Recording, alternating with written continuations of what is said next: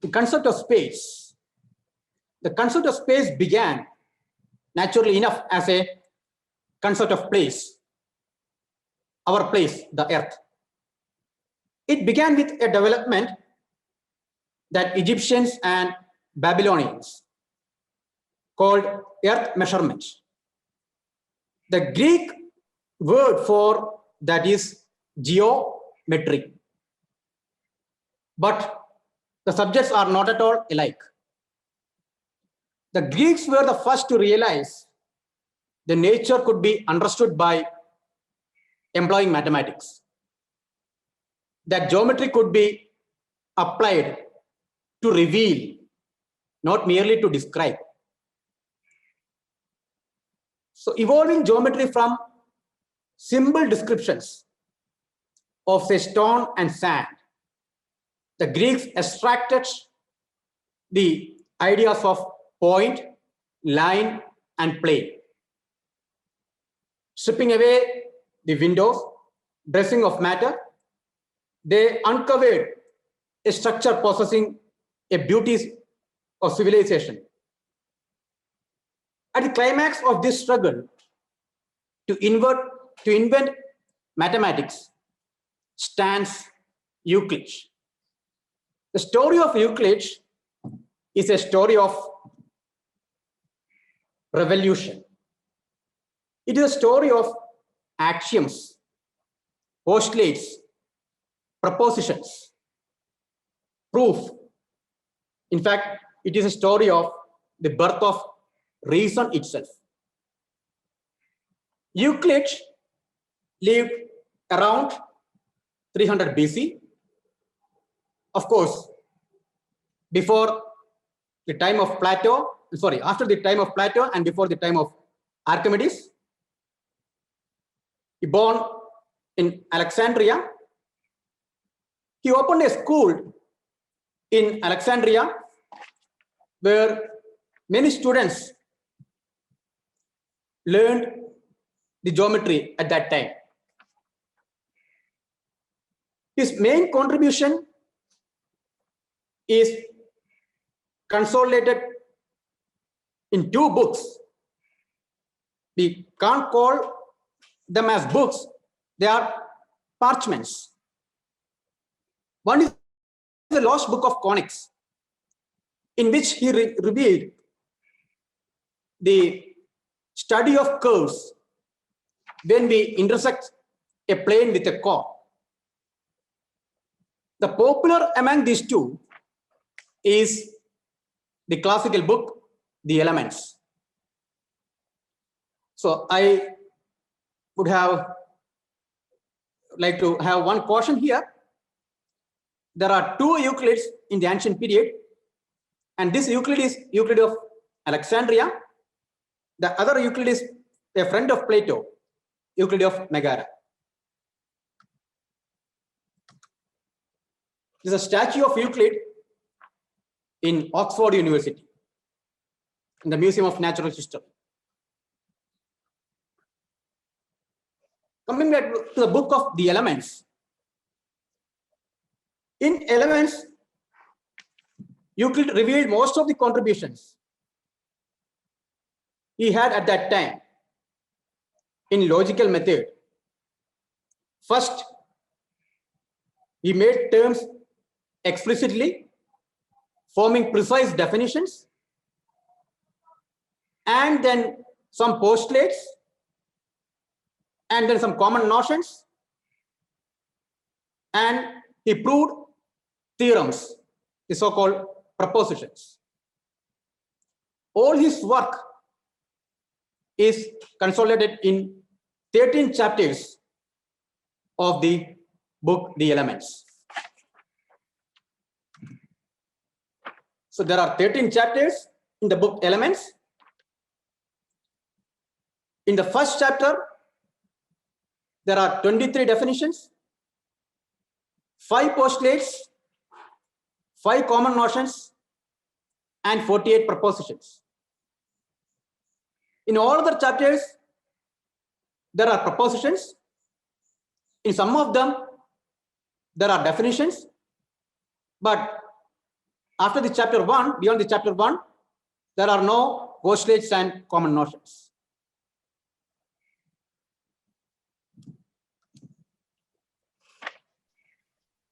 In these 13 books or 13 volumes, he gathered together the mathematics of his day and systemized it for the first time. The list of axioms he gave in that book is as small as possible and being large enough to prove every result. That means the set of axioms is complete. There are no contradictory statements. We cannot prove contradictory results using the axioms or postulates of Euclid. In other words, that means the set of axioms are consistent. We can't prove one axiom from the other axioms or postulates. That means set of axioms are independent. According to Bertrand Russell, these are the 3 factors that determines an axiomatic system. Euclid carefully built his edifice of theorems upon the foundations given by his axioms. His proposition number 47 is the Pythagoras theorem. That is, hypotenuse square equals base square plus altitude square for a right triangle.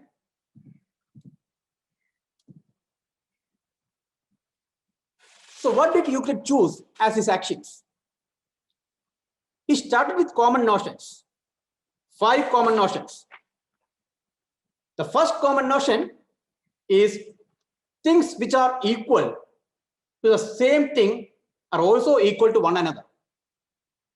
Things which are equal to the same thing are also equal to one another. That means if A equals B and B equals C, then A equals C. The second common notion is if equals be added to equals, then the wholes are equal. If A equals B and C equals D, then A plus C is equal to B plus D. If equals are subtracted from equals, then the remainders are equal. So if A equals B and C equals D, then A minus C is equal to B minus D. The fourth common notion is things which coincide with one another are equal to one another. It is a sort of congruence. His fifth common notion is the whole is greater than the part. From the fifth common notion, it seems that he understood only finiteness, because for infinite set we can't say that whole is greater than the part. His 5 postulates are: the first postulate is to draw a straight line from any point to any other. So given 2 points, we can draw a straight line from one point to the other point. The second postulate: any straight line segment can be extended infinitely in a straight line, indefinitely in a straight line. So we can extend a line segment in both directions so that we get a straight line. The third postulate is to describe a circle with any center and distance. Fourth one, that all right angles are equal to each other. The fifth postulate: if a straight line falling on 2 straight lines makes the interior angles on the same side less than 2 right angles, if produced indefinitely, meet on that side on which are the angles less than 2 right angles. So we'll come to this fifth postulate later. It is this fifth postulate, that is a parallel postulate, that caused a lot of trouble and a lot of controversy. The main question was Could this be derived from other axioms and common notions as a theorem? So as I said initially, later it is proved that Euclid's all the 5 postulates are independent. But at the time of Euclid, it is unknown whether it is independent or not. Not only at the time of independence, say after 2000 years from Euclid, only it is established. So the main question was, can we derive the other axioms or common notions as a proposition or a theorem? If so, it could be removed from the list of axioms, which could then be a smaller set, still a complete set. Euclid himself was not sure about this question. He certainly seems to go out of his way to avoid using the parallel postulate in his opening propositions. So in his first 23 theorems, 23 propositions, he didn't use the 5th postulate at all, because it seems that he was not sure about the independence of the 5th postulate. How big is Earth? If you know the shape of the Earth, what is the size of Earth? Eratosthenes devised a way to determine the size of Earth around 212 BC. The solution is solve the problem. Eratosthenes solved the problem using the postulates and theorems from the Euclid's elements. He based his calculation on observations of the sun on June in Alexandria and Syene. Alexandria and Syene are 2 cities about 5,000 stadia apart. One, Egypt Stadium, is about 157.5 meters. So stadia is a unit used at that time in Egypt. These 2 cities were around 5,000 stadia apart. On this date, the sun was straight overhead at noon in Syene, but 7.5 degrees south of overhead at Alexandria. So he drew a circle and kept a pillar, kept a rod in Syene. At noon in Syene, the sun's ray is parallel to this rod.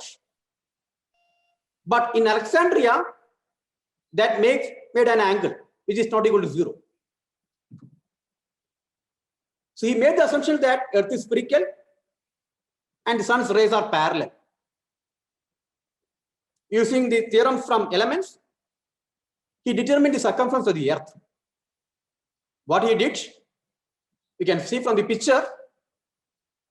In the circle, you have the sun's ray parallel to the rod which is placed at Syene, and the other one at Alexandria, which makes an angle at about 7.5 degree in Alexandria. So if you take the whole circle, the circumference of the whole circle divided by the distance between Syene and Alexandria should be equal to the full angle divided by the angle that made at Alexandria, that is 7.5 degree. So the basic equation is circumference divided by the distance between 2 cities is equal to the whole angle 360 degree divided by the angle between Syene and Alexandria, that is 7.5 degree. So from that, he calculated the circumference of the Earth as 240,000 stadia. 240,000 stadia. So 1 stadia is about 157.5 meters, as I said. So he got Earth circumference as about 39,250 kilometers, which is correct up to say 1.4%. The error, as we know, the actual circumference today, it is about 40,076 kilometers. The error is around 1.4%. So using the propositions in the elements, Eratosthenes could calculate the circumference of the earth. Now, I wish to mention 6 revolutions after Euclid. The first revolution after Euclid is the marriage of geometry with numbers. If you know something about the space, we know something about the space, but how do we know where we are? After the realization that space itself exists, this is perhaps the next question that comes to our mind. We know that space exists. We are in some space, but where are we in that space? That is the next question. René Descartes, a French mathematician, educated by Jesuits in traditional Aristotelian philosophy. He took a law degree, but decided to have real knowledge and came from experience. So he became a soldier to be around real people. He joined with Dutch army. After some years in the army, he decided to quit, and he retired from army to devote himself to thinking about mathematics and mechanics. He wrote a book about Copernican system, but suppressed the publication of that book when Galileo was condemned by Inquisition. Settled in Holland, where he made more intellectual contribution. In 1649, he moved to Stockholm to join the court of Queen Christina of Sweden. After a few months, he caught pneumonia and died. In 1628, he decided to create a new system of philosophy. Certainty meant mathematics. According for Descartes, certainty meant mathematics, which is the absolute truth. Descartes' goal was to replace the common sense of Aristotle with logical reasoning of Euclid.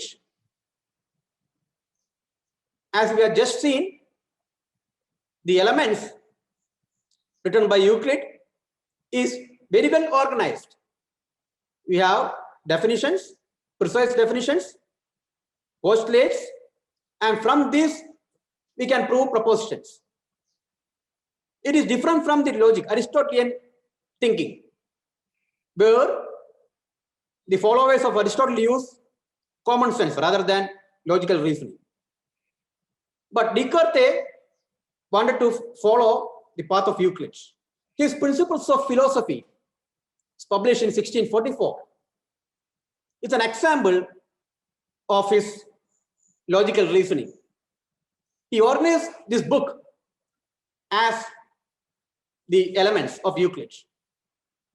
He sought to find a starting place, a certainty, which would take an axiom and build up from that. All his assertions in this book are numbered and justified like Euclid's propositions. The part 1 of Principles of Philosophy is the principles of human knowledge. That whoever is searching after truth must once in his life doubt all things, insofar as this is possible.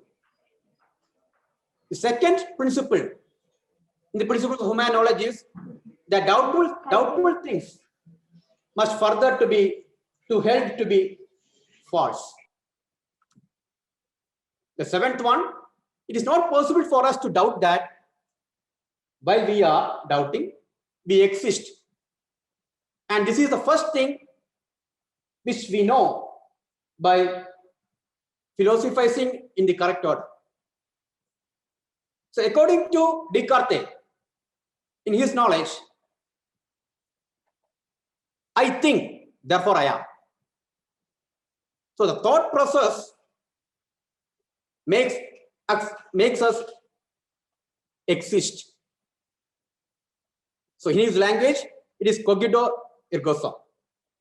He also asserted dualism in his principles of human knowledge. Descartes' assertions divides the world into two totally separate compartments: the world of the mind and the world of things that take up space. In the principles of material objects, that is a part 2, in the 36th principle, he says that the God is primary cause of motion and that he always maintains an equal quantity of it in the universe.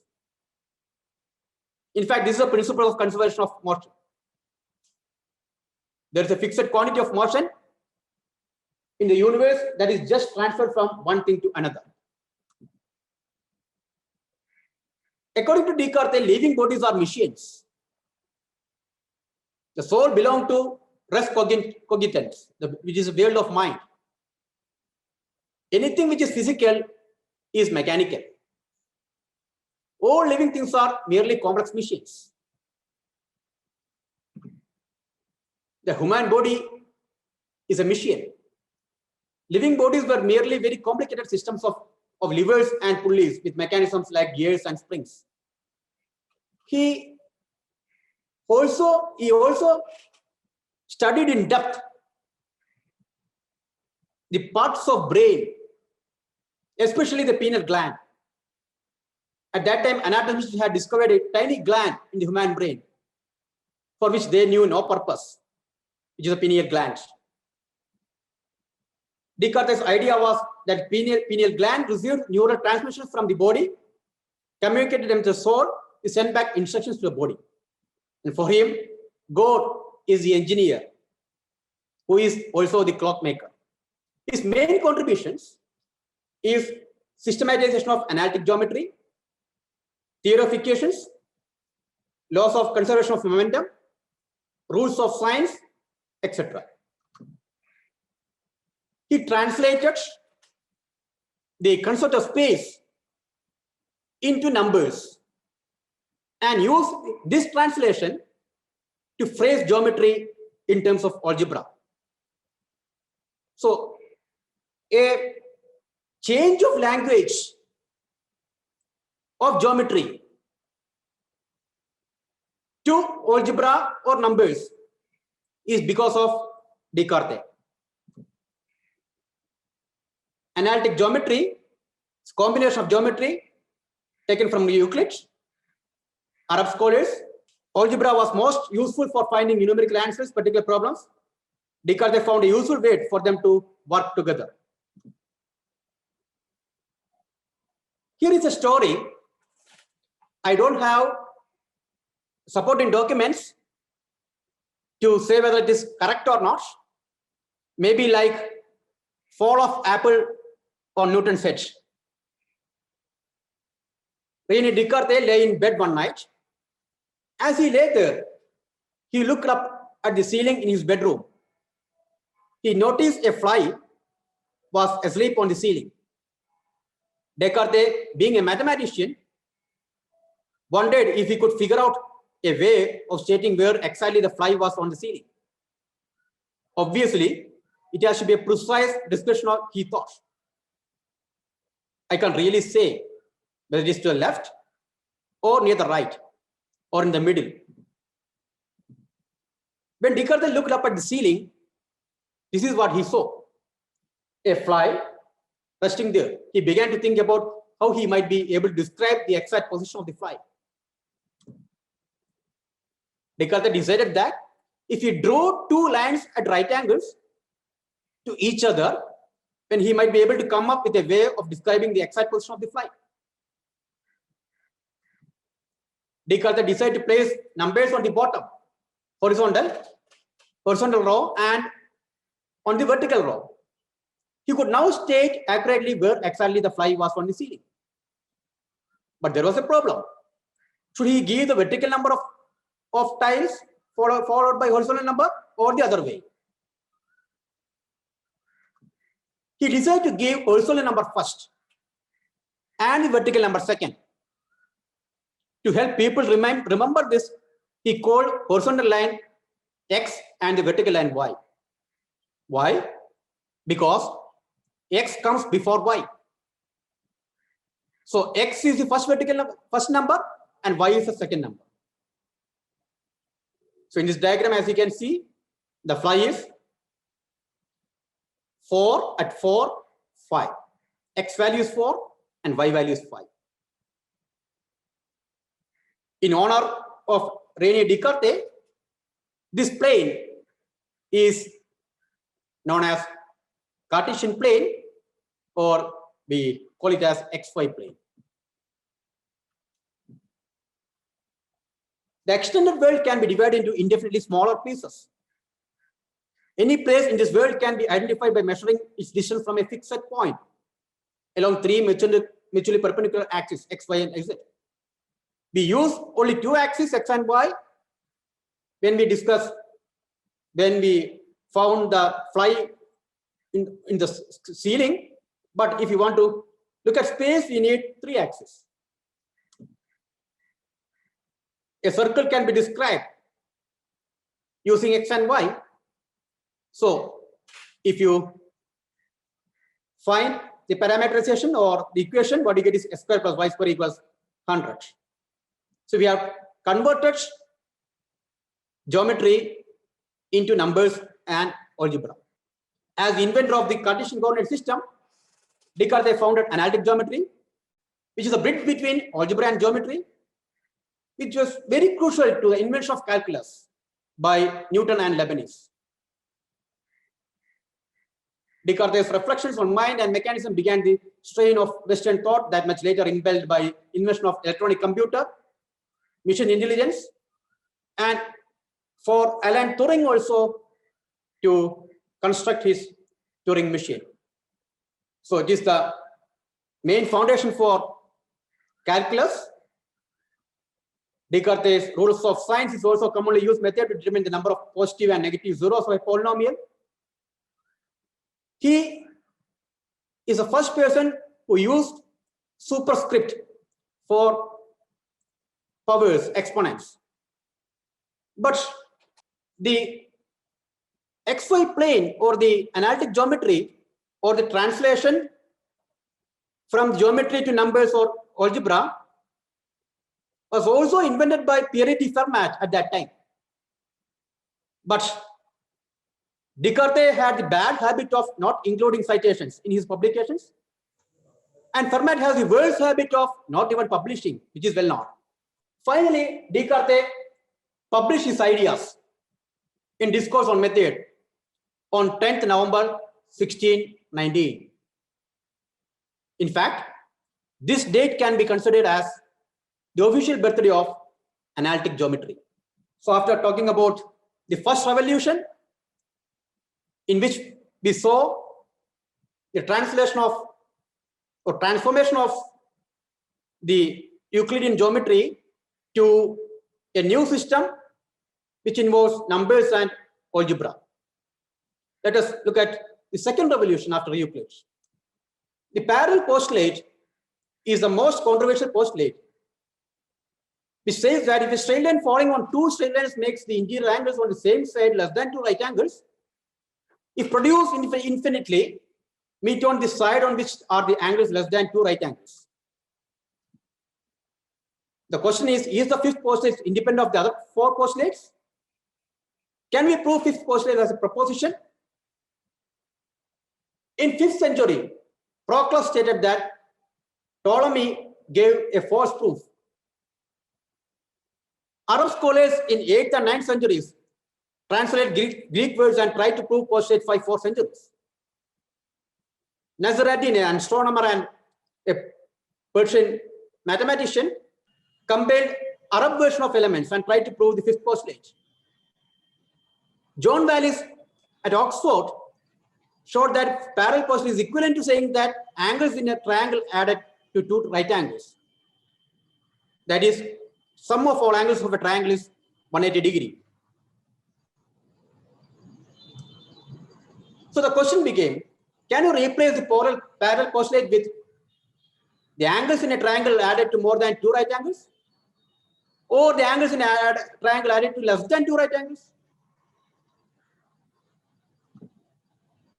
In fact, Sacheri proved that the first of these led to a contradiction.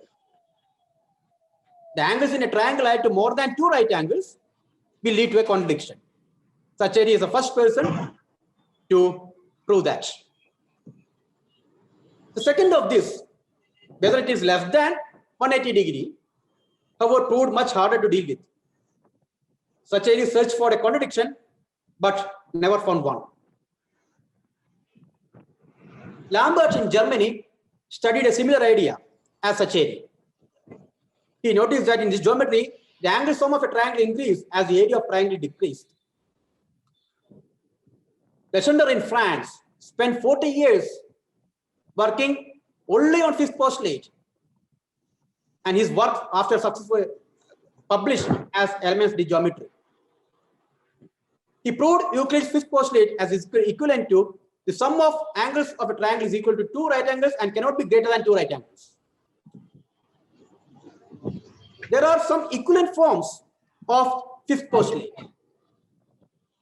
The first equivalent form of fifth postulate is there exists a pair of similar non-congruent triangles.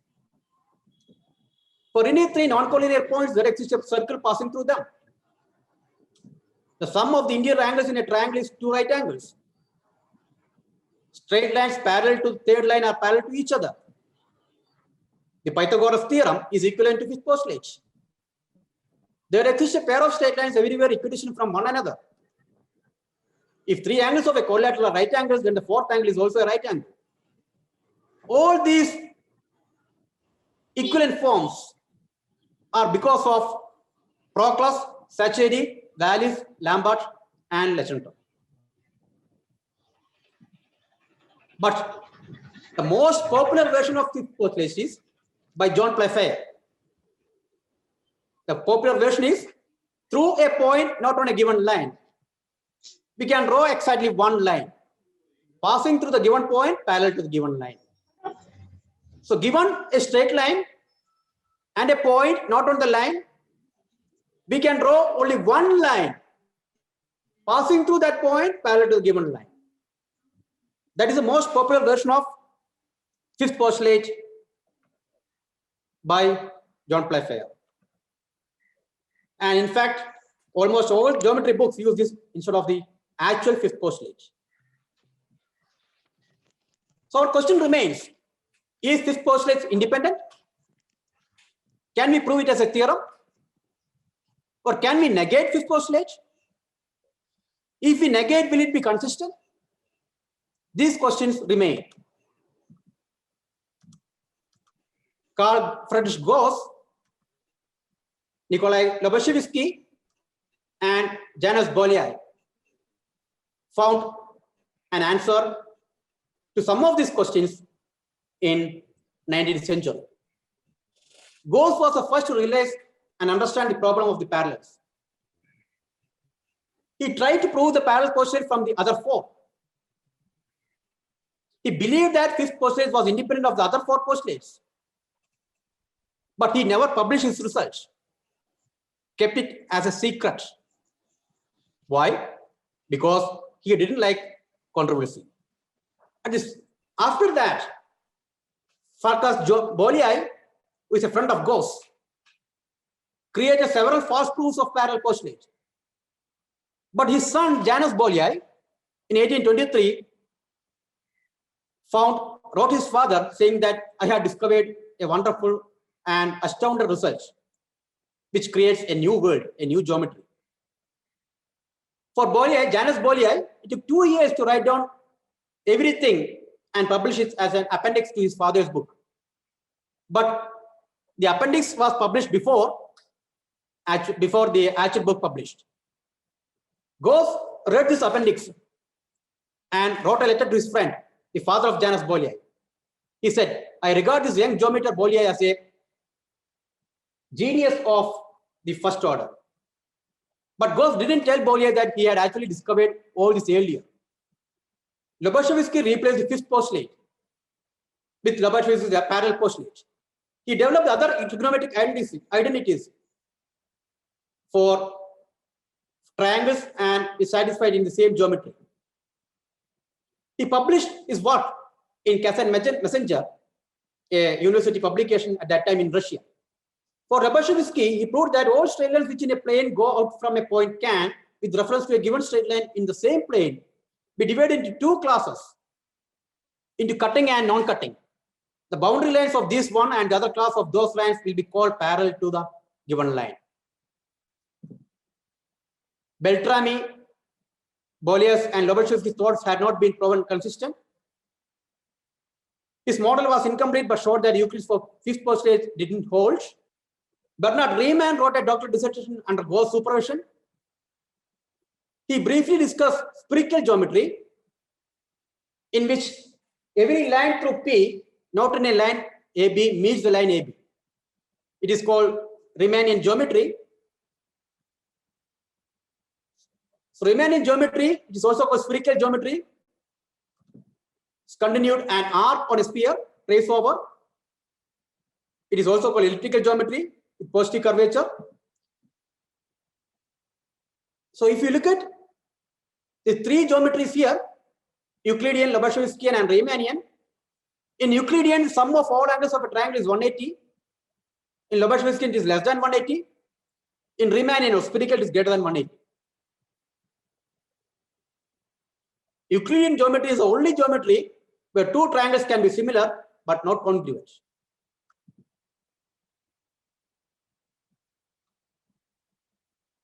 So this is a triangle in Riemannian geometry. You take a sphere. In the sphere, straight lines are great circles. So if you do the stereographic projection from a sphere to a plane, and if you identify the plane, the inverse map on the sphere, what you get is great circle. So these three sides of the triangle are parts of great circle. This is a triangle on the sphere, and sum of angles of this triangle is greater than 180 degrees. So there are three possible notions for parallelism. According to Euclid, given a line and a point P, there is exactly one line parallel to L passing through P. In Riemann, spherical, given a line and a point, there are no parallel lines passing through the given point P. In Bolyai and Lobachevsky, which is hyperbolic, given a line and a point which is not on the line, there are infinitely many parallel lines. These are the three possible notions for parallelism. In Euclidean geometry, the lines remain at a constant distance from one another if they are parallel. In hyperbolic, the lines curve away from each other. In elliptic, the lines curve toward each other. Eventually, they intersect each other. So this is the pictorial diagram for these three geometries. In Euclidean, sum of all angles of a triangle is 180. In hyperbolic, it is less than 180. In elliptic, it is greater than 180. So elliptical space means we are on the sphere. Hyperbolic space means we are on a hyperboloid. Euclidean means we are on a plane.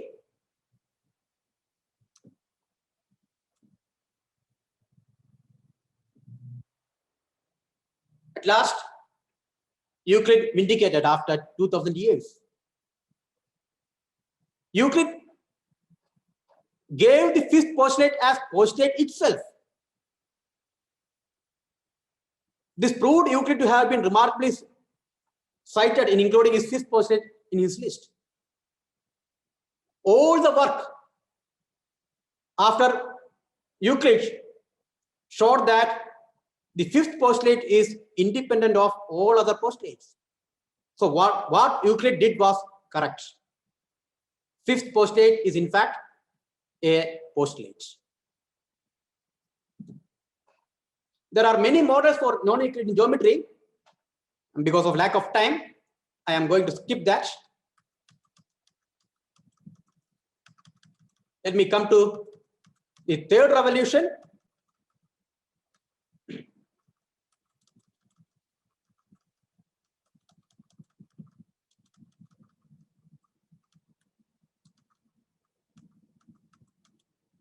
So these are some models for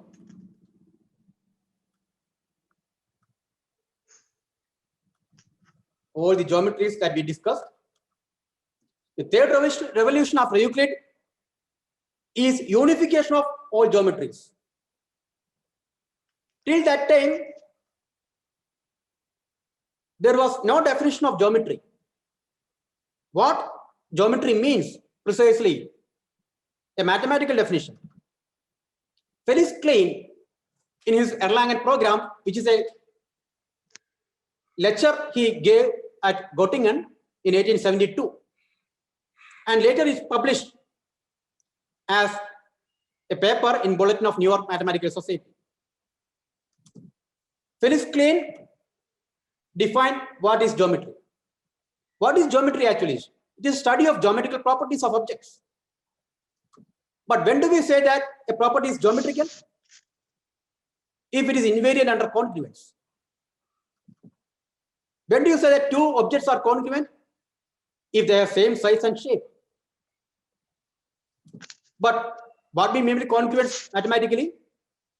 In geometry, we are not studying about color, smell, etc. We are studying about length, area, volume, etc. Why we are not studying about color, smell, etc.? Because they are not geometrical properties. Color, smell, etc. are not preserved under congruence. So in geometry, we study those properties which are invariant under congruence. By congruence, we mean translations, rotations, reflections, and their combinations. So geometrical properties are those properties which are invariant under congruence.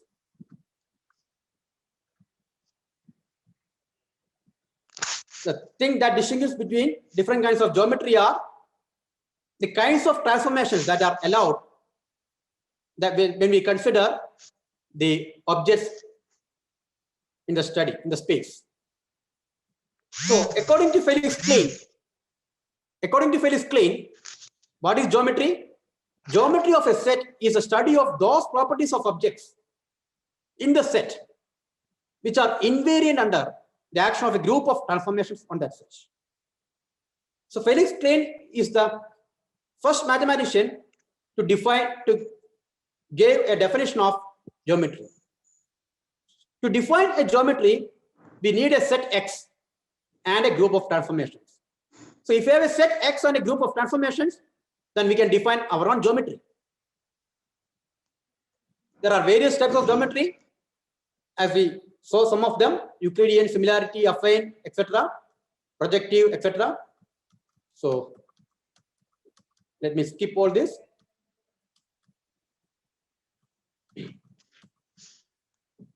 The fourth revolution after Euclid is the axiomatic foundations of geometry by David Hilbert. Hilbert, born in Prussia, gave some axioms through which he developed the whole geometry. There are 5 groups in his axioms. The first group is axiom of connection. In the axioms of connection, there are 7 axioms.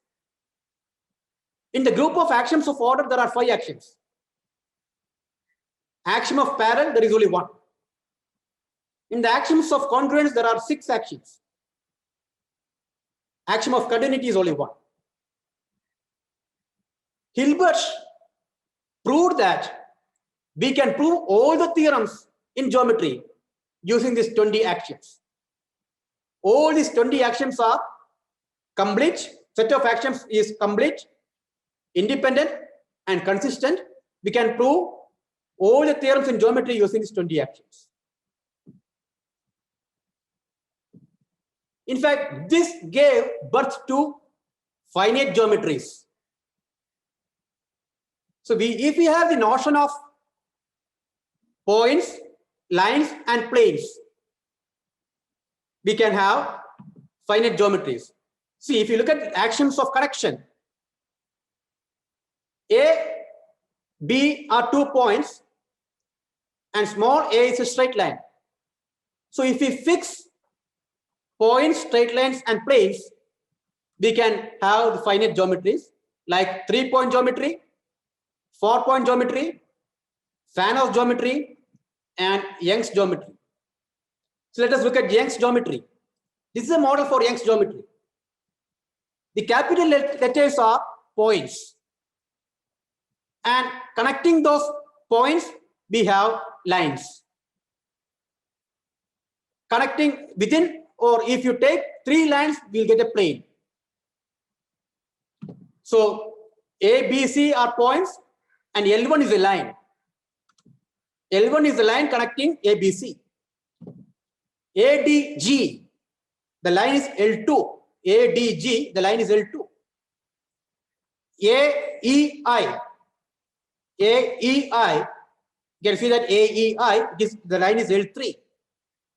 So we have points, lines, and planes. Even though number of points is finite, number of lines is finite, number of planes is finite. This is a geometry. This is one of finite geometries. This finite geometry is because of the axiomatic development given by David Hilbert. And the 5th revolution after Euclid is the geometry of nature. Benoit Mandelbrot studied irregular geometrical objects. He laid the foundations of fractal geometry. He asked, how long is the coastline of Great Britain? We want to find the coastline. How do you find the coastline? Suppose you want to find the coastline. If you go like this, as in the red line, it is not the actual length of the coastline, because the coastline is like this. The coastline is a curve. It is curved like this. It is not as the curve or the first curve. So if you want to find the length of the coastline, we are approximating the actual length by some connected lines. In fact, we are not getting the actual length of the coastline. The coastline is an irregular object. It is not possible to determine the actual length of the coastline. We have to approximate.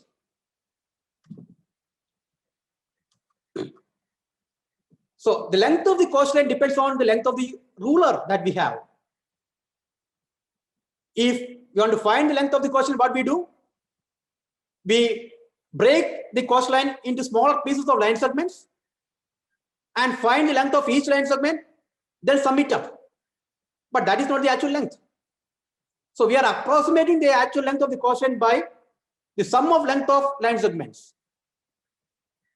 What Mandelbrot did was, he proved that it is not possible to find the actual length of the coastline.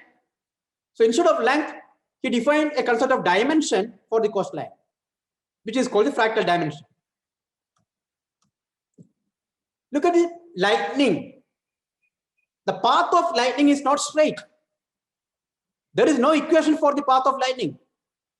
It is not y equals mx plus c. You can't find the length of path. How do you find the length of path? It is not possible. It is irregular. The path of lightning is an irregular object.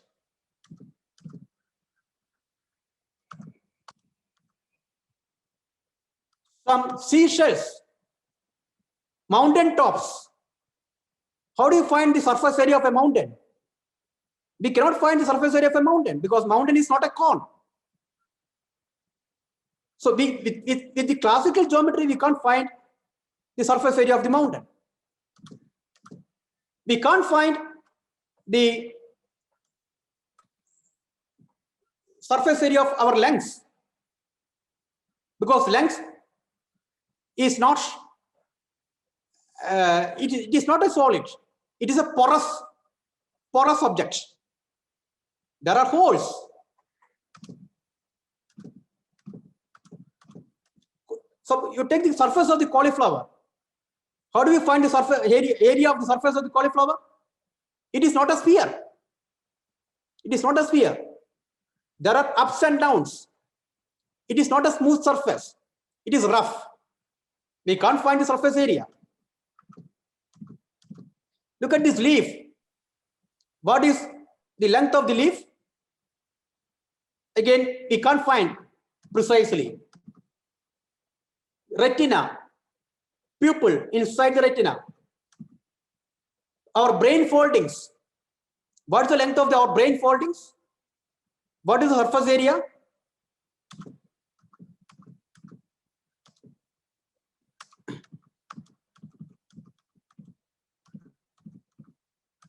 All these are examples of irregular objects. So how do we study these irregular objects? Look at ECG.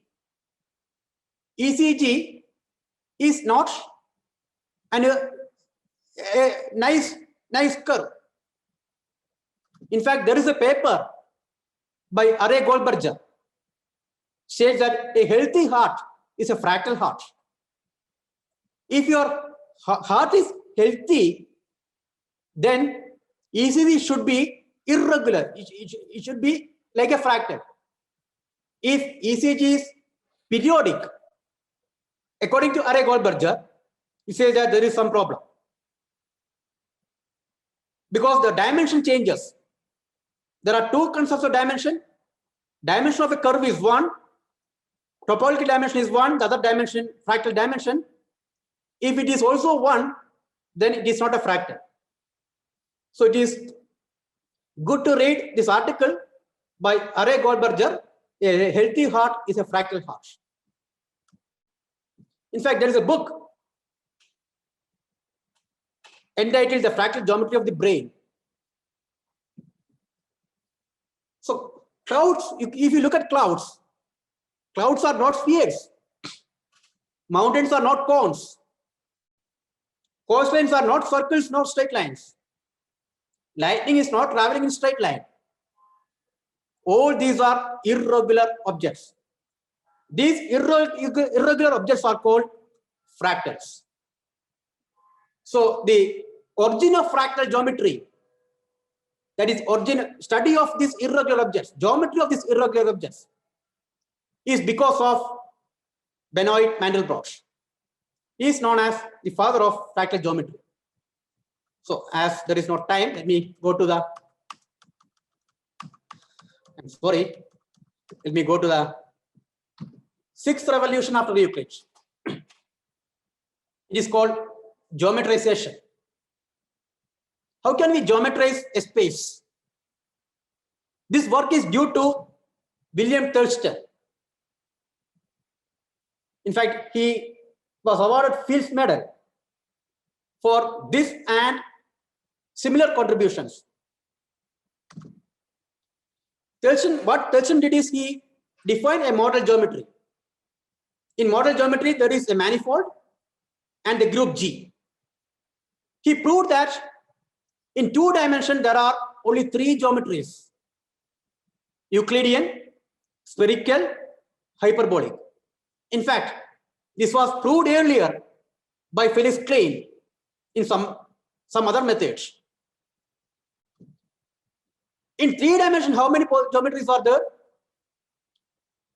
Thurston proved that in 3D, there are 8 possible geometries. Our usual space, Euclidean space, R3, 3-dimensional sphere, S3, 3-dimensional hyperbolic surface, and then S2 cross R, etc., etc.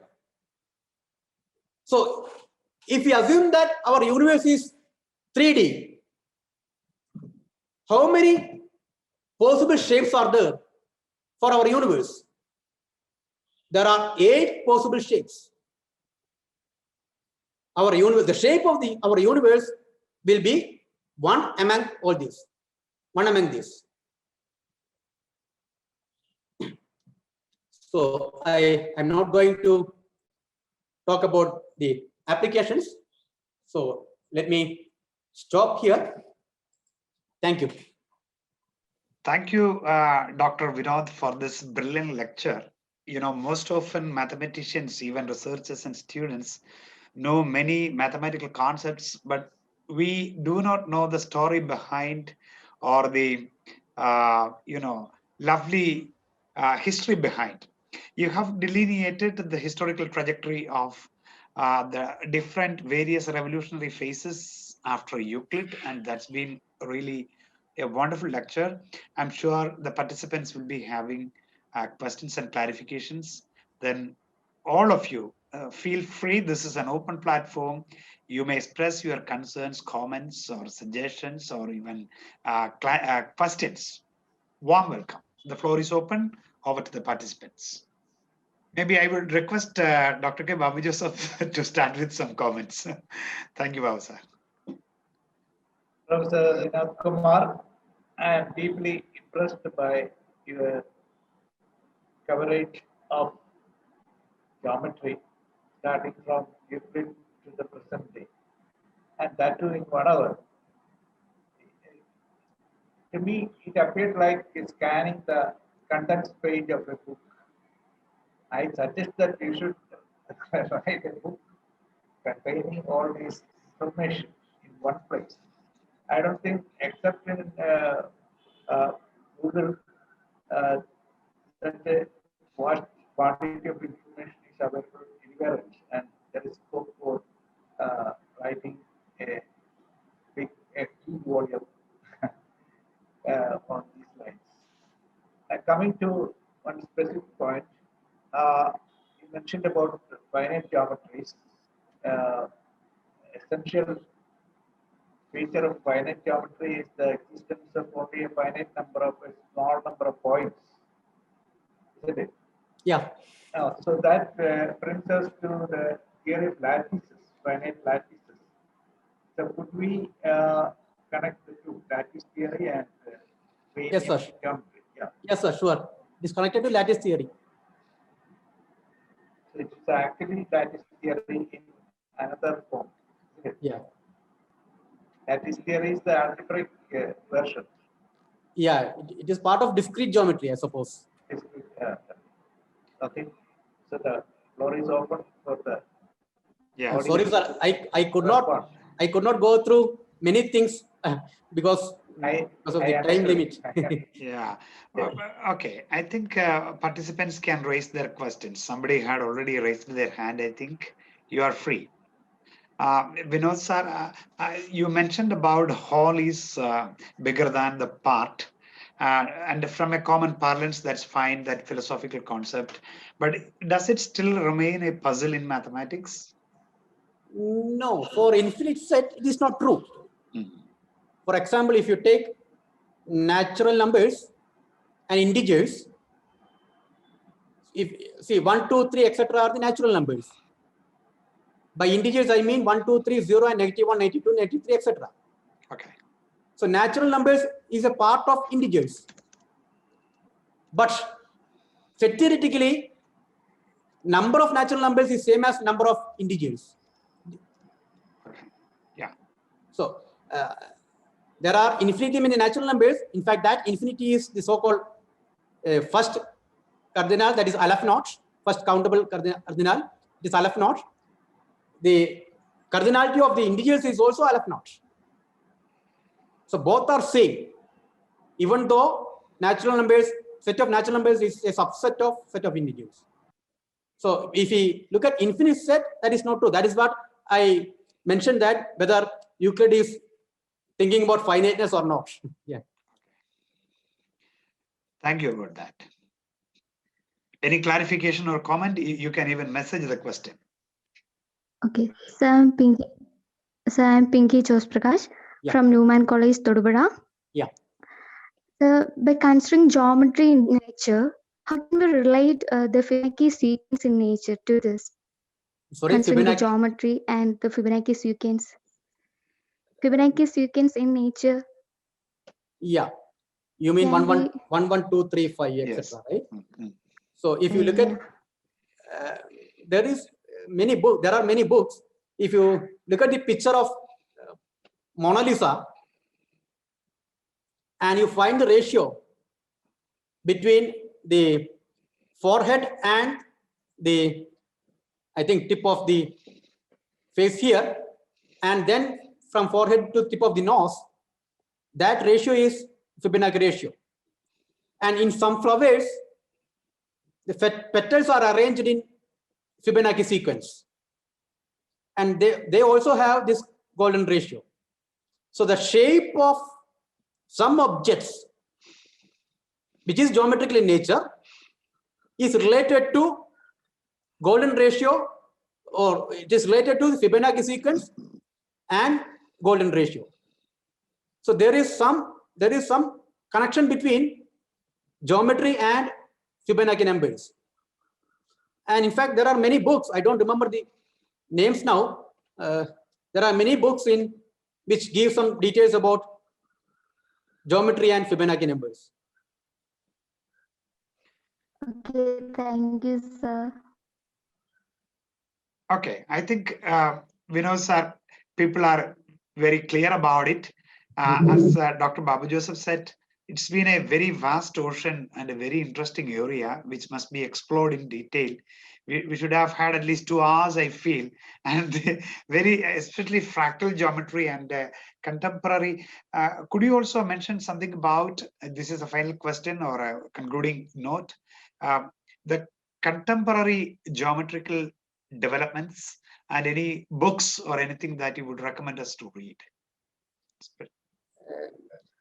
Nowadays, it is hard to find people working on pure geometry. Yeah. Because I don't think that in universities there are people. In fact, students are not studying geometry at all in graduate and postgraduate levels. By geometry, I mean the classical geometry. So there are many other forms of geometry like topology or differential geometry, or there are many other forms. And in fact, there are many. There is vast literature available in non-Euclidean geometries. So in non-Euclidean geometry, we can have many spaces. Probably you may be knowing Minkowski space is one example. That is the foundations for the theory of relativity. Grassmannian space. So all these spaces are because of this non-Euclidean geometry. So we can have, in fact, the area is very vast and a lot of literature is available in these areas. The present status is people are looking at applications. So in particular, signal processing, signals and data. So when you look at data means it is a set of points. It can be 2-dimensional data or 3-dimensional data or n-dimensional data. Anyway, it is a set of points in n dimension, which are coordinate free. So if you take the whole data from one frame of reference to another frame of reference, there is no change for the information. That means it is coordinate free. So in that case, we can apply the topological methods or the graph theoretic methods to analyze the data. So that is the research trend nowadays.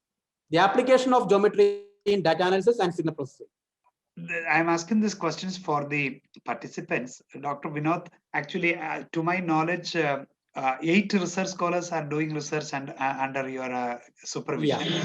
Yeah. Could you highlight 1 or 2 or 3 other topics which they are working on?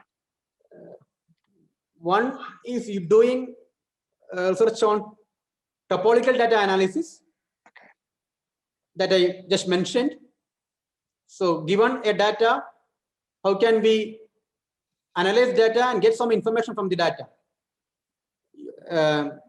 If you use topological data, we can have more information than the traditional statistical analysis.